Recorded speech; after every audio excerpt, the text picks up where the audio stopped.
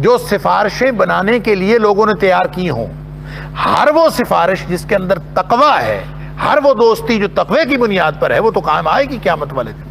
جیسے فرمایا سورہ زخرف میں الاخلاء یومئذ بعضهم لبعض عدو، دنیا میں دوستیاں کرنے والے سب ایک دوسرے کے دشمن ہوں گے قیامت والے دن، الا المتقین، اللہ اکبر، جن کی دوستی تقوی کی بنیاد پر ہو، جن کی دوستی اس بنیاد پر ہو کہ اللہ کی ناراضگی سے بچنا ہے اور اللہ کی رضامندی حاصل کرنی ہے، جس نے اس بنیاد پر دوستی کی، وہ گویا قیامت والے دن کام آئے گی۔ وہ نہیں کام آئے گی جو دوستی دنیا میں صرف اپنے دنیاوی مقاصد کے حصول کے لیے ہوئی۔ اسی بات کو اللہ تعالیٰ نے سورہ نجم کے اندر یوں فرمایا، لا تغنی شفاعتهم شیئا الا من بعد ان یاذن اللہ لمن یشاء ویرضی، کہ کسی کی کوئی سفارش کام نہیں آئے گی قیامت والے دن سوائے اس سفارش کے جس کا اذن اللہ کی طرف سے ہوگا اور جس پر اللہ راضی ہوگا، اور جس کو اللہ چاہے گا وہ اذن عطا فرمائے گا، اور وہ نبی اکرم صلی اللہ علیہ وسلم کی سفارش کریں گے۔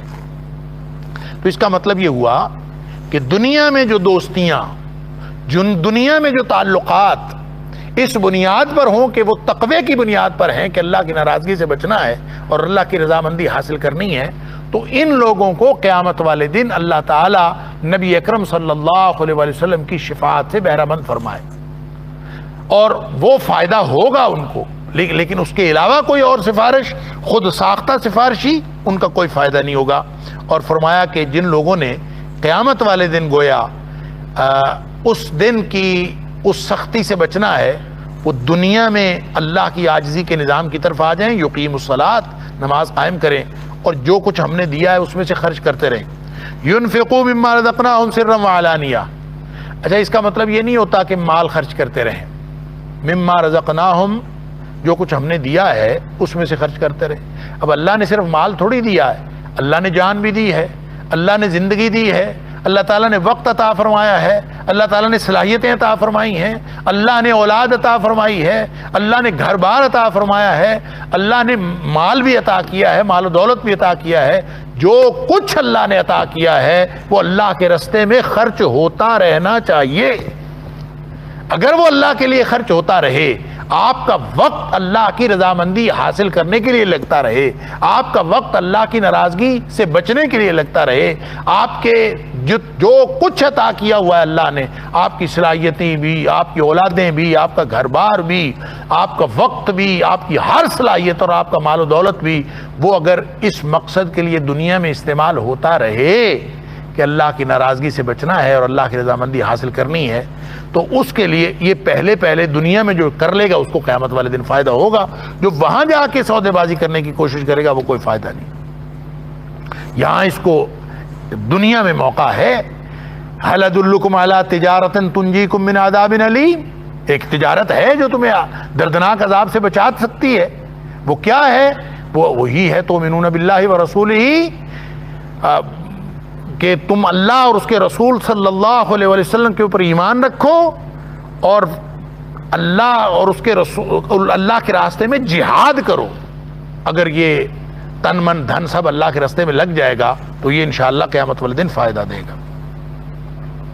اور یہ کرنے کا کام ہے، جلدی کرنے کا، جیسے اللہ تعالیٰ نے سورہ منافقون کے آخر پہ فرمایا وَأَنفِقُوا مِمَّا رَزَقْنَاكُم مِّن قَبْلِ أَن يَأْتِيَ أَحَدَكُمُ الْمَوْتُ فَيَقُولُ رَبِّ لَوْلَا أَخَّرْتَنِي إِلَىٰ أَجَلٍ قَرِيبٍ فَأَصَّدَّقَ وَأَكُن مِّنَ الصَّالِحِينَ، کہ یہ جو کچھ خرچ کرنا ہے نا، یہ موت آنے سے پہلے کر لو۔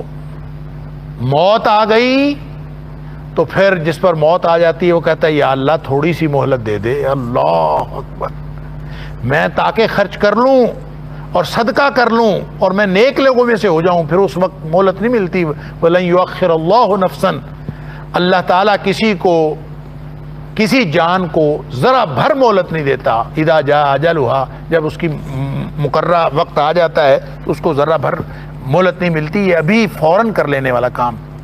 اللہ الذی خلق السماوات والارض، اب ظاہر ہے کہ اگر اس ذات کا شکر ادا کرنا ہے تو اس ذات کو پہچانو، اور اس کو پہچاننے کا طریقہ کیا ہے کہ اس کے نعمتوں کا اعتراف کرو، اس نعمتوں کی پہچان حاصل کرو۔ اللہ الذی، اللہ وہ ذات ہے، خلق السماوات والارض، زمین و آسمان کو پیدا کیا اسی نے. وانزل من السماء ماء, آسمان سے پانی برسایا. فاخرج به من الثمرات رزقا لكم, تمہیں روزی عطا فرمائی پھلوں کی صورت میں اس میں سے نکال کر. فاخرج, پس نکالی روزی, به اس میں سے, من الثمرات پھلوں کے پھل نکالے, بہت سارے پھل. رزقا لكم, تمہارے لیے روزی کے طور پر. وسخر لكم الفلک, اور تمہارے لیے کشتی کو مسخر کیا, قابو میں کیا. لتجری فی البحر, تاکہ وہ سمندر میں چلے, بامرہ ہی, اللہ کے حکم سے. وسخر لکم الانہار, دریا بھی, نہریں بھی تمہارے مسخر کر دیں, جدھر تم پانی لے کے جانا چاہتے ہو لے جاتے ہو. وسخر لکم الشمس والقمر, اور تمہارے لیے سورج اور چاند کو بھی مسخر کر دیا. دائبین, جو مسلسل چل رہے ہیں, مسلسل لگاتار ایک ہی حالت میں چل رہے ہیں, جو ان کو اللہ تعالیٰ نے ڈیوٹی لگائی ہے. جیسے سورہ یاسین میں فرمایا کہ والقمر قدرناہ منازل حتی عاد کالعرجون القدیم لا الشمس ينبغي لها ان تدرك القمر ولا الليل سابق النهار وكل في فلك يسبحون. سبحان اللہ, کہ سورج کی جو ڈیوٹی لگی ہے وہ اپنا کام کر رہا ہے, جو چاند کی ڈیوٹی لگی ہے وہ اپنا کام کر رہا ہے. کبھی سورج نے اپنا مدار بدل کے چاند کے مدار میں آنے کی کوشش نہیں کی, کبھی اپنی رفتار کم زیادہ کرنے کی کوشش نہیں کی, کبھی چاند نے اپنے مدار سے نکل کے سورج کے مدار میں آنے کی کوشش نہیں کی. وَسَخَّرَ لَكُمُ الشَّمْسَ وَالْقَمَرَ دَائِبَيْنِ, اللہ تعالیٰ فرماتا ہے کہ تمہارے لیے سورج اور چاند کو مسخر کیا, وہ مسلسل ایک حالت میں چل رہے ہیں. وَسَخَّرَ لَكُمُ اللَّيْلَ وَالنَّهَارَ, اور اسی طرح رات اور دن, ان کا بھی ایک پورا نظام قابو میں کر کے تمہارے لیے بنا دیا. سبحان اللہ. وَآتَاكُم مِّن كُلِّ مَا سَأَلْتُمُوهُ, اور صرف یہ نعمتیں نہیں عطا کی, اس کے علاوہ بے شمار احسانات ہیں اللہ کے. وَآتَاكُم, اور اللہ نے عطا فرمایا تمہیں, مِّن كُلِّ مَا سَأَلْتُمُوهُ, ہر وہ نعمت عطا فرمائی جو تمہارا تقاضا تھا, جو تم نے مانگا وہ تمہیں عطا فرمایا. اللہ اکبر. یہ مانگے سے مراد یہ نہیں ہے کہ جو منہ سے بولے اور بول کے کہے اللہ یہ بھی دے دے, اللہ یہ بھی دے دے, یہ نہیں. اس سے مراد انسانیت کا تقاضا ہے, انسانیت کا وہ اجتماعی تقاضا ہے جو انسانیت کی ضرورت ہے. اللہ نے وہ سب کچھ انسانوں کو عطا فرما دیا. یہ تو آگے انسانوں کی تقسیم ہے کہ انسان اس کو تقسیم کرتے وقت غلط کر لیتے ہیں. امراء اپنا اگر سرمایہ امراء کے اندر مرتکز کر لیں تو, اور غریب غریب ہوتا جائے, امیر امیر ہوتا جائے, تو یہ تقسیم غلط. وگرنہ اللہ نے جو نظام بنایا ہے اس میں تو کئی لا یکون دولۃ بین الاغنیاء منکم, کہ جو تمہاری دولت ہے وہ صرف مرتکز ہو کے امیروں کے اندر نہیں رہنی چاہیے. زکوٰۃ کے بارے میں فرمایا کہ اللہ نے تمہارے اوپر زکوٰۃ فرض کی ہے, تؤخذ من اغنیائہم فترد الی فقرائہم, امیروں سے لے کر غریبوں کو دی جائے گی. اور اس کا مطلب مسلمانوں کے امیروں سے لی جائے, مسلمانوں کے غریبوں کو دے دی جائے, تاکہ پورا گردش دولت کا ایک پورا نظام بنایا. ایسا نہیں کیا کہ کسی ایک. لہذا وَآتَاكُم مِّن كُلِّ مَا سَأَلْتُمُوهُ, اللہ نے تمہیں ہر وہ نعمت عطا کی ہے جو انسانیت کا تقاضا تھا, اللہ نے سب کچھ عطا کر دیا. جیسے سورہ بقرہ میں فرمایا هُوَ الَّذِي خَلَقَ لَكُم مَّا فِي الْأَرْضِ جَمِيعًا, زمین میں جو کچھ ہے یہ تم انسانوں کے لیے پیدا کیا ہے. لہذا اگر اللہ کے دیے ہوئے نظام کے مطابق اس کو خرچ کرو گے تو وہ اور طرح سے وہ ساری انسانیت کے لیے فائدے کا بن سکتا ہے, فائدے کا سامان بن سکتا ہے. لیکن اگر اللہ کی مرضی کے مطابق استعمال نہیں کرو گے, نبی اکرم صلی اللہ علیہ وسلم کے دیے ہوئے نظام کے مطابق خرچ نہیں کرو گے, تو پھر امیر امیر تر ہوتے جائیں گے, غریب غریب تر ہوتے جائیں گے. اللہ کی نعمتوں کی کمی نہیں ہے. وَآتَاكُم مِّن كُلِّ مَا سَأَلْتُمُوهُ, جو تم نے مانگا, جو انسانیت کا تقاضا تھا, اجتماعی طور پر سب مل گیا. وَإِن تَعُدُّوا نِعْمَةَ اللَّهِ, اور اگر تم گننا شروع کر دو اللہ کی نعمتوں کو, لَا تُحْصُوهَا, تو تم کبھی گن نہیں سکتے. اللہ, تحصوها حصا سے ہے, حصا کا مطلب ہوتا ہے کنکری.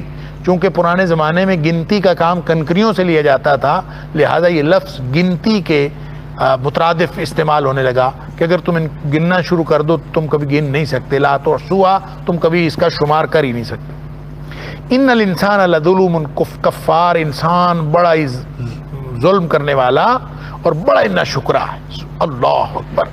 یعنی اللہ تعالیٰ کی نعمت کا, اللہ کے احسان کا بدلہ اللہ کی بندگی کر کے نہیں دیتا، ظالم ہے، اللہ کی نعمتوں کے بدلے میں شکر نہیں کرتا، کفار ہے۔ دونوں مبالغے کے صیغے ہیں، فعول کے وزن پہ ظلوم ہے اور فعال کے وزن پہ کفار ہے۔ یہ انسان جو ہے وہ ناشکرا بھی ہے اور یہ ظالم بھی ہے اور بہت زیادہ ظلم کرنے والا ہے۔ کیوں؟ اللہ کی نعمتیں استعمال کرتا ہے اور اس کا شکر نہیں کرتا۔ جیسے سورہ الرحمن کے اندر اللہ تعالیٰ نے فرمایا هل جزاء الاحسان الا الاحسان، ایک سوال کے انداز میں کہ بتاؤ احسان کا بدلہ احسان کے علاوہ کچھ ہوتا ہے؟ کوئی ہو سکتا ہے؟ جب اللہ نے اتنے احسانات کیے ہیں کہ تم ان احسانات کو گن نہیں سکتے تو پھر شکر کرو نا اللہ کا۔ اللہ اکبر۔ اللہ کے احسانات کو جن کو گنا نہیں جا سکتا ان کا شکر کیسے ادا کیا جا سکتا؟ شکر واجب ہے۔ اسی لیے امام قرطبی علیہ الرحمہ نے لکھا ہے، اللہ اکبر، وہ کہتے ہیں کہ اللہ کے انعامات تو بے شمار ہیں جن کو گنا نہیں جا سکتا، ان کا شکر کیسے ادا کیا جا سکتا ہے؟ البتہ اللہ نے ایک کلمہ ایسا بنایا ہے کہ اگر ساری دنیا کی وہ نعمتیں جن کو اللہ فرماتا ہے کہ لا تحصوها، تم گن نہیں سکتے، اگر دنیا کی وہ ساری نعمتیں ایک لقمہ بنا دی جائیں اور انسان وہ لقمہ اپنے منہ میں ڈال کر حلق سے نیچے اتار لے تو ایک کلمہ اللہ نے ایسا بنایا ہے اگر انسان وہ کلمہ کہہ دے تو شکر ادا ہو جاتا ہے۔ اور وہ کلمہ کیا ہے؟ وہ کلمہ ہے الحمدللہ۔ جب بندہ الحمدللہ کہتا ہے تو یہ کلمہ شکر ہے اور اس سے سارا شکر ادا ہو جاتا ہے۔ حدیث میں آتا ہے افضل کلمۃ الشکر الحمدللہ، بہترین کلمہ شکر جو ہے وہ الحمدللہ ہے۔ اسی کی روشنی میں امام قرطبی نے یہ بات کہی۔ علامہ ابن کثیر علیہ الرحمہ نے ایک بات لکھی ہے، سبحان اللہ، وہ اس سے بھی بڑی عجیب بات۔ وہ کہتے ہیں کہ حضرت داؤد علیہ السلام نے، جن کو بادشاہت جو ملی تھی داؤد علیہ السلام اور سلیمان علیہ السلام کو، ظاہر ہے ویسی بادشاہت تو کسی کو ملی ہی نہیں۔ داؤد علیہ السلام والد تھے اور سلیمان علیہ السلام کے بیٹے تھے۔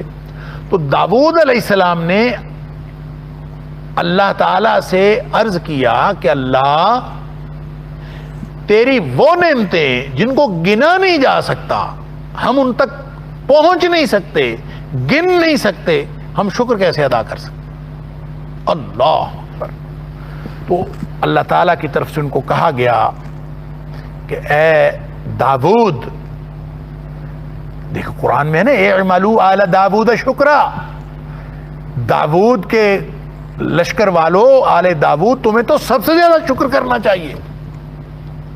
تو یہ علامہ ابن کثیر علیہ الرحمہ نے غالباً اسی کے تحت لکھا ہے کہ داؤد علیہ السلام نے اللہ کے سامنے اس اپنی بے بسی کا اظہار کیا، اللہ اکبر، کہ میرے سے تو شکر ادا نہیں ہوتا۔ تو کہا گیا داؤد علیہ السلام کو کہ جب تو نے اللہ کے سامنے عاجزی کا اظہار کر دیا کہ اللہ تیری نعمتیں اتنی ہیں کہ میں شکر نہیں کر سکتا، تو تیرا یہ عاجزی کا اظہار ہی دراصل شکر کی ادائیگی ہے، تیری طرف سے شکر ادا ہو گیا، اللہ اکبر۔ لہذا نتیجہ یہ نکلا کہ انسان اللہ کی نعمتوں کو استعمال کرے، اس سے استفادہ کرے، لیکن ہمیشہ اللہ کے سامنے جھکا رہے، ہمیشہ اللہ کے سامنے عاجزی اختیار کرتا رہے، اور جتنی زیادہ نعمت ملے اتنا زیادہ اللہ کے سامنے جھک جائے۔ یہ عاجزی ہی دراصل اللہ کے شکر کا اظہار ہے۔ اگر انسان عاجزی نہیں کرتا تو پھر ناشکری کا رویہ پیدا ہوتا ہے، اور جب ناشکری کا رویہ پیدا ہوتا ہے تو گویا اللہ کا حق ہے کہ اس کی نعمت کا شکر کیا جائے، اور جب کوئی اس کی نعمت کا شکر ادا نہیں کرتا تو وہ گویا حقدار کو حق نہیں دیتا، وہ ظالم بھی بن جاتا ہے۔ جیسے کہا ان الشرک لظلم عظیم، تو انسان ظالم بھی بن جاتا ہے، کفار بھی بن جاتا ہے۔ اسی لیے فرمایا کہ ان الانسان لظلوم کفار، سارے انسان بحیثیت جنس کے یہ ظلم کرنے والے اور ناشکری کرنے والے ہیں اگر یہ اللہ کا شکر نہ کریں اور اللہ کی توحید کا، جو اللہ کا حق ہے اس کی توحید کہ اس کو مانیں اور اس کی بھی مانیں، جب یہ کردار نہ رکھیں تو یہ لظلوم کفار ہی ہے۔ آگے پھر آیت نمبر 35 سے آیت نمبر 41 تک حضرت ابراہیم علیہ السلام کا ذکر کیا ہے اللہ تعالیٰ نے، اور ویسے تو استدلال کیا ہے ابراہیم علیہ السلام کی دعوت سے اور ان کے کردار سے۔ ابراہیم علیہ السلام کی دعوت کیا تھی؟ توحید، اور ابراہیم علیہ السلام کا کردار کیا تھا؟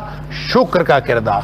لہذا یہ پوری اس سورہ ابراہیم کا جو مرکزی موضوع ہے وہ بھی یہی ہے. تو گویا اسی کو حضرت ابراہیم علیہ السلام کی مثال کے ذریعے سے سمجھایا جا رہا ہے. ایک تو اس کا پہلو یہ ہے. دوسرا پہلو یہ ہے کہ یہ عمومی احسانات کا ذکر کر کے اللہ کریم نے پھر خصوصی احسان کا ذکر کیا، اور اس کے مخاطبین ونس اگین کفار مکہ ہیں، اور ان کو سمجھایا جا رہا ہے کہ تم دعویٰ کرتے ہو ملت ابراہیمی کی پیروکاری کا، اور تمہیں یہ نہیں پتا کہ ابراہیم علیہ السلام کی دعوت جو تھی وہ توحید کی دعوت تھی، بتوں سے بچنے کی دعوت تھی، اور ان کی دعوت جو تھی وہ اللہ تعالیٰ کی وحدانیت کی دعوت تھی. تم نے اتنے سارے بت بنائے ہوئے ہیں، اور پھر حضرت ابراہیم علیہ السلام کا کردار تو شکر کا کردار تھا، تمہارا سارا کا سارا ناشکری کا کردار ہے. لہٰذا تم ملت ابراہیمی کے پیروکار ہونے کا دعویٰ کرتے ہو تو ابراہیم علیہ السلام جیسا عقیدہ اور ان جیسا کردار بھی اپناؤ. تو گویا اس خاص احسان کی بات ہو رہی ہے جو اللہ تعالیٰ نے ابراہیم علیہ السلام پر کیا.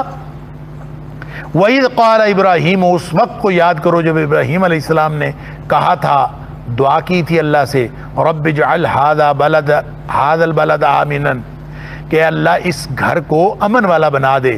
یعنی مکے والوں کو کہا جا رہا ہے کہ آج جو تم امن سے رہ رہے ہو یہ ابراہیم علیہ السلام کی مانگی ہوئی دعا کا نتیجہ ہے. کہ انہوں نے دعا مانگی تھی کہ رب اجعل، اے اللہ بنا دے، هذا البلد، اس شہر کو، آمنا امن والا، وجنبنی، اور تو مجھے بچا لے، وبنیہ، اور میری اولادوں کو بھی بچا لے، یا بیٹوں کو بچا لے. لفظی معنی تو بیٹوں کو ہے لیکن اس سے مراد مطلقاً ساری اولاد بھی ہو سکتی ہے کہ اللہ اس کو بچا لے. ان نعبد الاصنام، کہ ہم بتوں کی پوجا کریں، اس سے تو ہمیں بچا لے. یعنی ایک طرف ابراہیم علیہ السلام کو بطور مثال کے پیش کیا جا رہا ہے ان کی دعوت کو اور ان کے کردار کو، اور دوسری طرف کفار مکہ کو تنبیہ کی جا رہی ہے کہ تم دیکھو جس کے ساتھ اپنی نسبت قائم کرتے ہو اس کا کیا کردار، اس کی دعوت کیا تھی.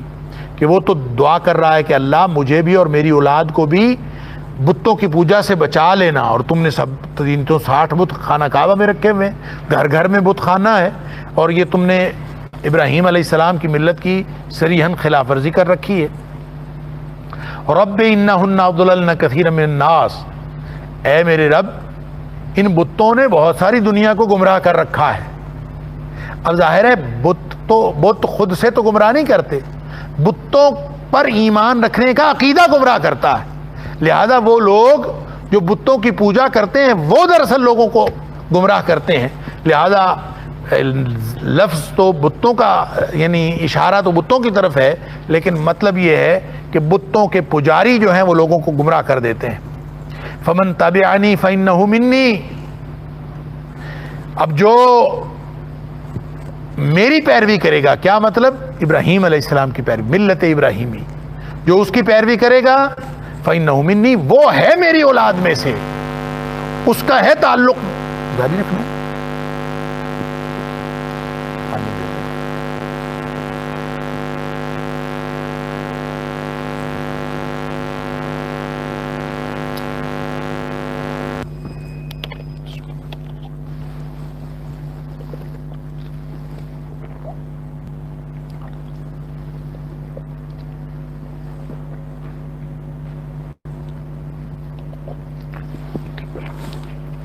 الحمدللہ.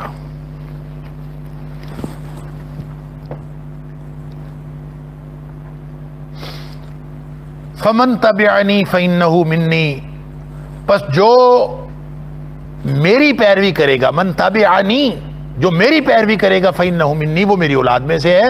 اس کو دعویٰ کرنا بنتا ہے کہ وہ میری ملت کی پیروی کر رہا ہے، اس کو دعویٰ کرنا بنتا ہے.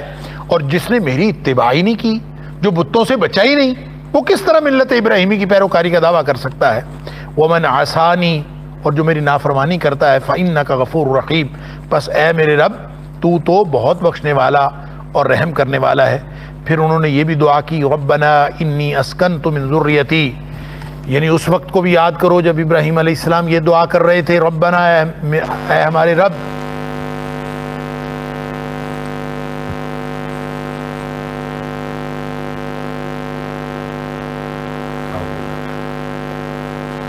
اور اس وقت کو بھی یاد کرو جب ابراہیم علیہ السلام یہ دعا کر رہے تھے کہ اے ہمارے رب انی اسکنت من ذریتی، میں نے ٹھہرایا ہے اپنی اولاد کو، یعنی بسائی ہے، لا کے ٹھہرایا ہے ان کو، اسکن تو ان کو سکونت دی ہے، من ذریتی اپنی اولاد میں سے کچھ کو، ساری اولاد کو نہیں۔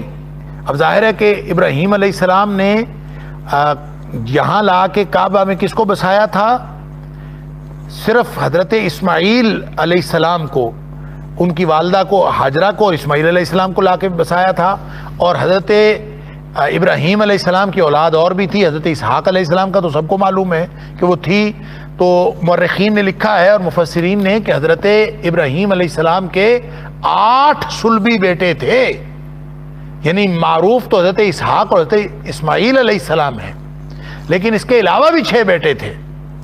تو یہ اللہ یہ دعا نہیں مانگی کہ میری ساری اولاد کو میں یہاں پہ رکھ رہا ہوں، بلکہ من ذریتی اپنی اولاد میں سے کچھ حصہ یہاں پہ لا کے میں نے ٹھہرایا ہے، بواد غیر ذی زرع، ایک ایسی وادی میں جو کھیتی والی نہیں ہے، بغیر کھیتی کے وادی ہے، بالکل بے آب و گیا، عند بیتک المحرم، تیرے حرمت والے گھر کے پاس میں نے لا کے ان کو بسایا ہے۔ اب اندازہ کیجئے کہ دعا کس وقت کی حضرت ابراہیم علیہ السلام نے۔ بعض کا خیال یہ ہے کہ اس وقت کی جب ابراہیم علیہ السلام نے خانہ کعبہ تعمیر کیا، ابراہیم علیہ السلام اور اسماعیل علیہ السلام مل کے خانہ کعبہ کی تعمیر نو کی، تو اس وقت یہ دعا کی۔ حقیقت بات یہ ہے کہ اگر آپ جو قرآن حکیم کے واقعات کی تاریخ کی جتنی کتابیں ہیں تاریخ انبیاء کی وہ پڑھیں، چاہے وہ علامہ ابن کثیر نے جو لکھی ہے وہ، یا دور جدید میں جو حفظ الرحمان شہاروی کی کتاب ہے وہ دیکھیں، یا پرانے زمانے میں جتنی بھی تاریخی روایتیں ان میں سے دیکھیں، تو ایک بات سمجھ میں آتی ہے،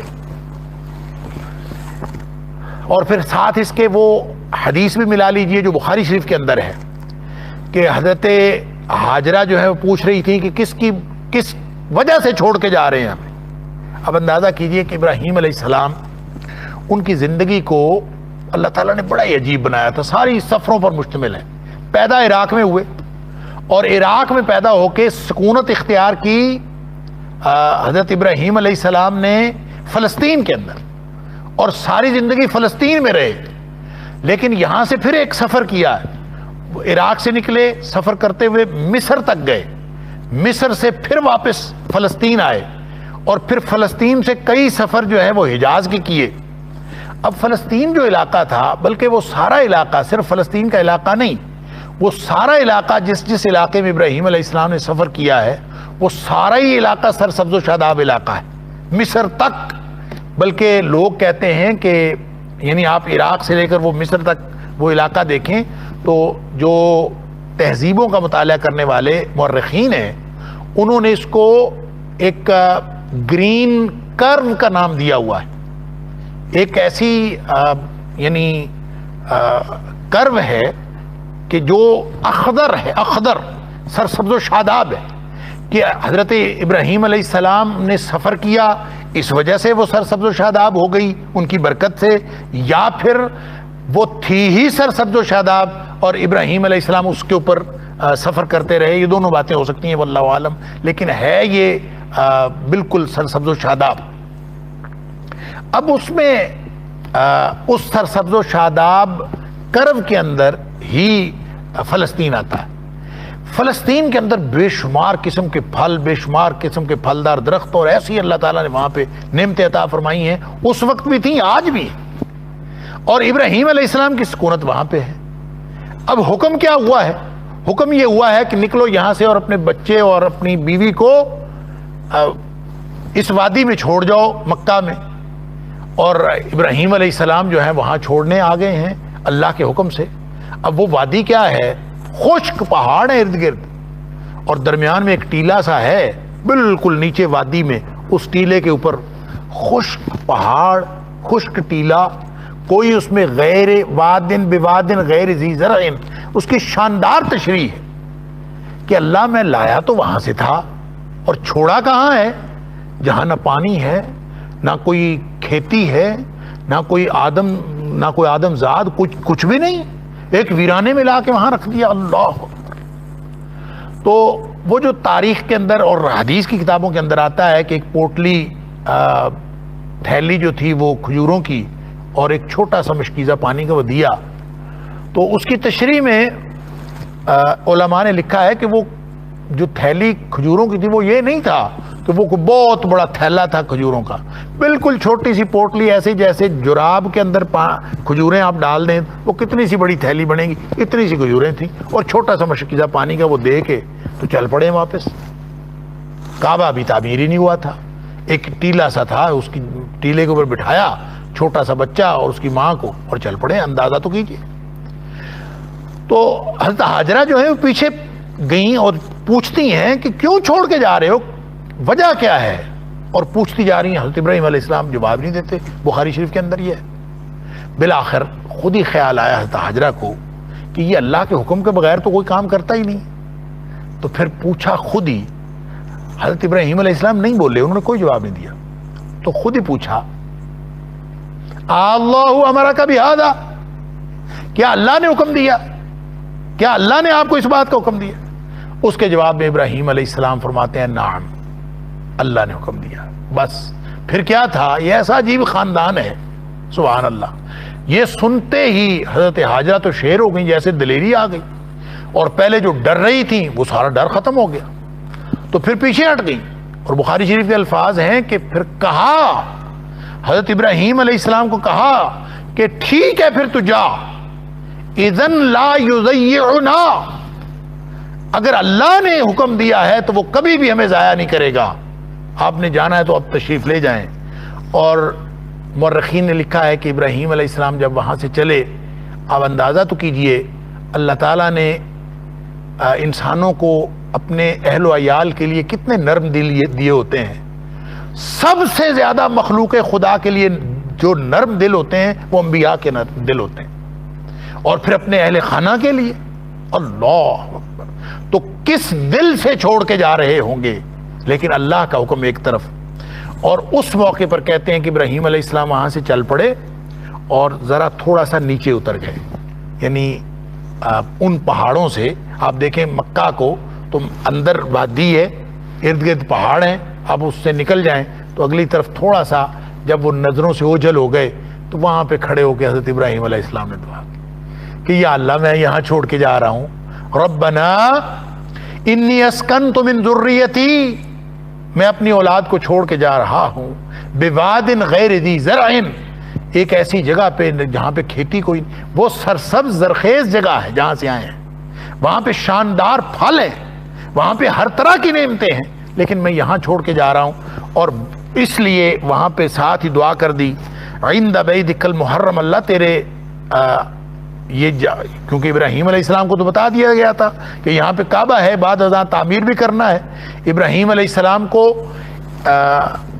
جب ابراہیم علیہ السلام سارے امتحانوں میں پاس ہو چکے تھے تو اللہ تعالیٰ نے پہلے ہی انسانیت کا امام بنا دیا تھا کہ انی جاعلک للناس اماما, تمہیں میں امامت انسانیت دیتا ہوں, لوگوں کا امام بناتا ہوں. قال ومن ذریتی, اللہ میری اولاد میں سے بھی بنا, سورہ بقرہ کے اندر ہم پڑھائیں. تو بہرحال کہنے کی بات یہ ہے کہ ابراہیم علیہ السلام تھے امام الناس, اور یہ جو کعبہ ہے یہ کیا ہے, یہ ہے ان اول بیت وضع للناس, امام انسانیت تھے حضرت ابراہیم علیہ السلام, اور یہ کعبۃ اللہ یہ مرکز انسانیت.